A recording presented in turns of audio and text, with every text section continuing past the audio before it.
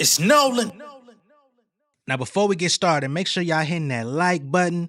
Make sure y'all sharing it on your respective platforms. Let somebody know what we're doing today. Now, let's get into the show. Yeah, if I retire from rapping, how many of y'all will really miss me? My swing is incredible, feel like Timberland and Missy. Some niggas owe me money for the style, bitch, I'm Fendi, that's a double entendre. Y'all better put some respect on me, DJ, and be like Jesus and Meryl. I'm a king, I'm a pharaoh, frequently leading this era. Greatness be seeping through the mirror, hold my image and my likeness. My family tree strong as Osiris, I bought hard on them haters like tendonitis. Been my own man, creating avenues like Rosecrans. Y'all niggas stick to the script, I switch up the program. I hold bands in both hands and slow dance with your main chick, no romance, I'm so advanced. If I tell you hit the bricks, I mean it. I hate extra niggas around me, shit is inconvenient. I'm sitting the name is my head getting bigger than freedom. We sing it for freedom, the money weighing in like Keenan. A record sale. I flip streams of income like heads or tails. I spit crack like eggshells. Your girl stay chirping like Nextel. The block stay buzzing like I'm serving a fish scale. Either make a purchase or serve a purpose. The boy blaze trails like Nick Nurkic. Shout it tight thick like 6 burgers. If she don't feel the kid, it's a disservice. I'm pinning more hits than Keith Urban. This shit working. Had to steal the beat from flow. I don't keep it low. Best on either coast. Try me, you could be a ghost. Slick like nematode. Swing like Ichiro. Now you tryna sell a fake book. What you be Simone? If they rapping, I don't trust them. Try to stab me in the back, my chiropractor gon' adjust them. Anytime you play a beat, I'm just enhancing the production. With the way I eat, I got to hand you that concussion. Ain't no justice. What's going on, beautiful people? It's the kid J Nolan here. Welcome back to another episode of Inside the Industry, your number one source for music, entertainment, commentary, and breakdowns.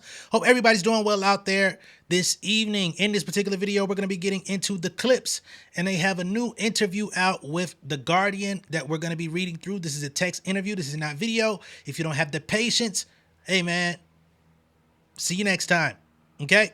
But in the interview, one of the subjects that ended up coming up was the Pusha T, Kanye West relationship, right? And we know during the rollout for Let God Sort Him Out, Pusha T was very specific in who he was aiming at. He spoke about Kanye. He spoke about Travis Scott, and by proxy, a little something dealing with Drake, but not really talking about him by name. UMG, that whole shit, Def Jam. But here, he just doubles down and is basically like, you know what? That relationship is over. It served its purpose while it was there. We had good times. It's over.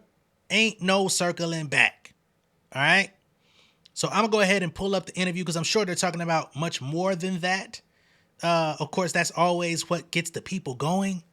But I want to see what else they're speaking about in this particular interview. All right? All right, so they say, working with Kanye, that's definitely in the past. Rap legends Clipse on beef, Bono, and Mr. Bean as told to Thomas Hobbs. Let's get to it. So they say, amid their triumphant reunion, the brothers Pusha T and Malice answer your questions on the wisdom of the apostles, the catharsis of writing about their late parents, and the greatness of Billy Joel. The Birds Don't Sing from new album Let God Sort 'Em Out is an incredibly emotional track, especially for an album opener. What things did your parents say to you that make you proud and have stuck with you over the years? Malice says creating that song was a very emotional time and it cut real deep. But to be able to journal the grief from losing both our parents into a piece of art was also healing. I believe it's a song that is going to resonate with a lot of people because whether we like it or not, most of us are going to end up outliving our parents. This is something always in the back of your mind, Already a lot of people are coming up to us on the street and saying, thank you, that song helped me to grieve. The Birds Don't Sing isn't just our story, it's everybody's story. And it's been a super impactful song. They get asked about this song in every interview because of its impact. It's universal. Pusha T says, in hindsight, I believe my mom was leaving breadcrumbs and doing all these little things in order to let us know she didn't have long left. She was mapping, planning, and vocalizing specific things before she passed away. It was her way of saying goodbye, It was super important to detail all of that because it gave me and my brother a sense of peace. Malice says, no doubt. In terms of specific things our parents said, well, my dad always instilled in us the idea that honesty is the best policy, that you have to go through life being as truthful as possible and to always try to show integrity in your character. Very key. I remember mom was always big on us truly being brothers and looking out for one another no matter what. The advice still resonates to this day and with the energy of this album. Next question is, how did you guys develop your signature diction and wit as writers? That's a beautiful question, as a matter of fact. Pusha T says, to me, the most gangster shit in the world is when you're having a really cutting conversation and looking directly into someone's eyes.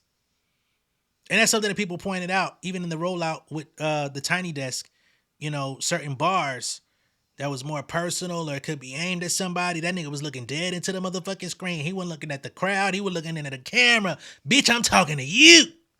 You know what I mean? So he's letting it be known. Yeah, that's what it is. To be able to embody a coldness without being over the top. Like Tony Soprano might smack somebody up. But the most gangster part is when he's just lucidly speaking to his therapist, My rapping style is a lot like that. No fucking doubt. Thomas Hobbs says, what about horror? Because you often sound like a horror boogeyman when you are rapping.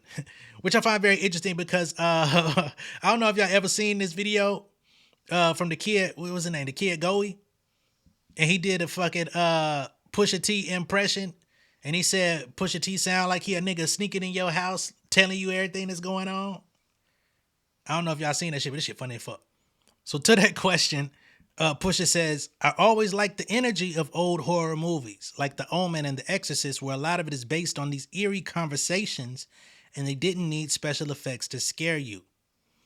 Would you say coming from a musical household was a big part of shaping your style as well? Malice says, remember the movie Crooklyn by Spike Lee?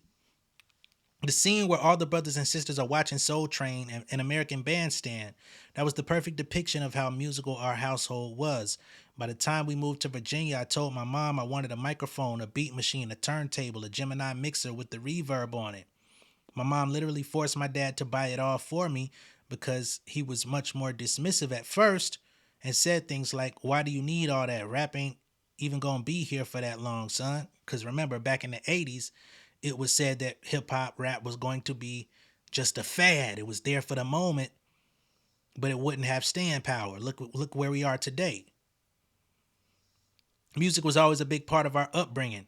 If I just think about our house, then the living room was filled with hundreds of vinyl records from all genres. That was the foundation. You know that I recently found all those records and got them back. Pusha T says, no, I didn't know that, so he didn't even know. Malice says it was literally tons of vinyl. Look, if my parents would argue, someone would go downstairs and put a record on volume to drown out the noise. Music was always the backdrop and there tended to be cousins dancing in our house. They say, Malice, you are a man of God and so am I. I'm a woman, actually. I love hip-hop, but sometimes the lyrics, imagery, and messaging feel so spiritually off. How do you navigate that as a Christian? Malice says, the gospel tells us about the war between the spirit and the flesh. Ain't that the truth? It talks about these constant contradictions and how helpless we all are as long as we are in this flesh. The flesh and the spirit are always at enmity with one another. So we are all walking contradictions, right? The thing about morality is that you're only good until you're not. It's not supposed to be a juggling act. We all try to do the right thing, but there's going to be circumstances where we fall short. There is part of the scripture from the Apostle Paul who says, for I do not do the good I want to do, but the evil I do not want to do. This I keep on doing. Who will rescue me from this body of death? It shows that we are all sinners and we all fall short. That's what being human is all about, rather than trying to walk a line of perfection. You get what I'm saying? And Pusha, you've been very candid about how things ended with Kanye's Good Music label. While I understand you went through a lot of challenges, can you mention some of the good times? Pusha T says, just as a rap aficionado, well, being there was special. Creating So Appalled and New God Flow, 2 amazing records he took part in, were some of my favorite moments. The Good Friday series, absolutely. That was crazy too. The albums I dropped during that time, like Daytona and It's Almost Dry, they are very, very strong offerings. It goes without saying that me and Ye made great things together. Do you think there'll ever be another collab between you and Ye? Pusha T says, yeah, that's in the past. Definitely in the past. Someone else says, but if one of your rap enemies ever apologized, could you let it go? Pusha T says, I'm not mad at anybody. I'm good. I'm happy. But at the same time, I don't know if I necessarily want to work with those people either. I'm cool with how all of this has played out. If I diss someone, it's a very real thing to me. Like, I watch rappers use disses as a gimmick and shit like that, but that ain't what it is for me. So if I said it, I meant it. You got a problem with it, come do something about it, or leave that shit alone. Right? So that's dead. Any hopes of weathering the storm and coming back like Voltron is so gone, okay? There's always a lot of humor and brilliant scene setting in your lyrics. Have you ever thought about writing a screenplay? Malice says, writing a screenplay for a Clipse biopic movie is a must. Oh, we got it for cheap. You got to call it, we got it for cheap. A lot of the people would like to see that film. Right now, we're seeing rappers fall to the federal government or they're losing their lives because of drug addictions and out of control egos. But there's a lot to learn from our lives, especially the way me and my brother have navigated the pitfalls of the business and always tried to make the best possible decisions. Let God Sort Them Out is also a good movie title too, I ain't gonna lie. They say, who had the best verse on Let God Sort Them Out? That's craziness. Pusha T says, I don't know if I have a personal favorite verse on the album, to be honest. Maybe it's my Ace Trumpet's verse. I wish I had rapped what Malice said on Mike Tyson Blow to the Face. Only 300 bricks can make you Leonidas. That is one of the hardest bars on the album. I went fucking stupid. If you seen, y'all seen the abridged version on YouTube, but if you seen the full version on Patreon, nigga. Woo! Pusha, I think I saw you performing with Khalees when she supported U2 in 2001. What was your experience on those shows? Pusha says U2 were so fucking cool, man. I remember it was a super big deal to be touring with them at that time, and it was one of my first real experiences on a big stage. For U2, tour life is about 5-star catering. Runners who will go grab you whatever you ask for in random vans that will take you anywhere in the city. So they was going, that was a superstar tour. Real shit. We ain't getting none of them bullshit craft services. We need goddamn restaurant food from the top of the top.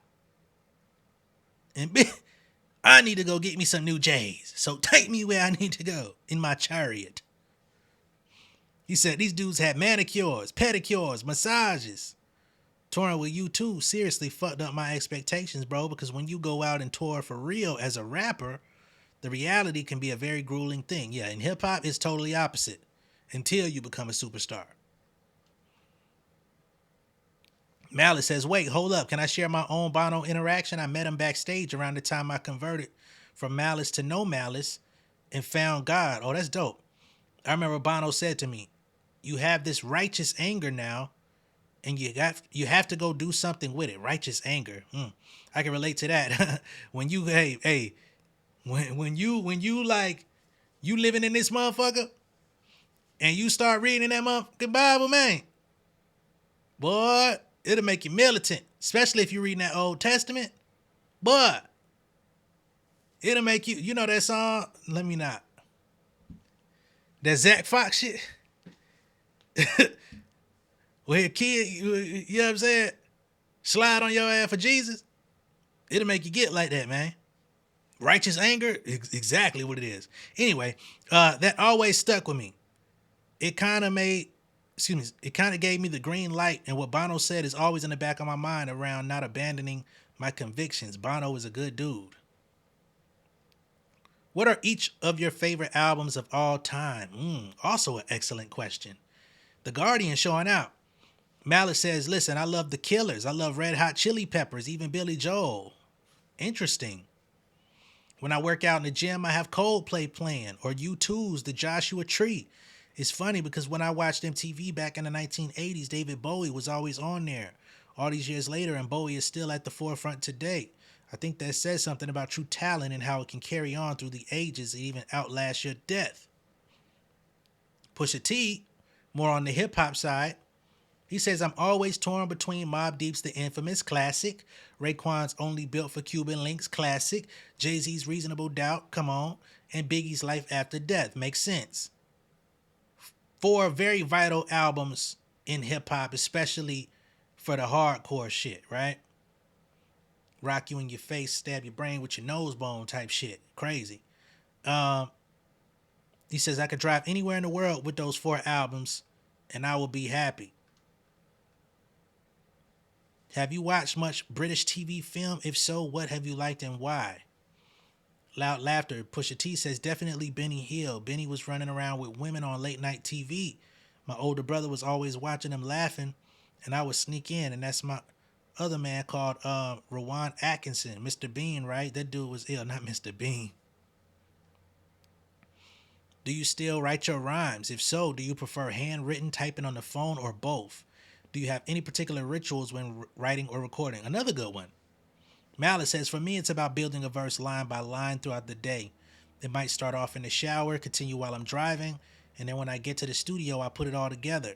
It is always pen and paper with a pristine notebook. If I mess up on the writing, I'm going to rip out the page and start over. God damn. Talk about meticulousness, man. When I used to write on pen and page, bitch, I might scratch out 9 bars and come right back. He said, shit, if I fuck up, I got to rip this bitch out and start over. Damn. Pusha T says, I can only write things down, to be honest, because I'm a very visual person. I don't know how to do the whole spontaneous freestyle thing because I'm always second guessing myself. I'm a perfectionist, and so that involves editing a lot.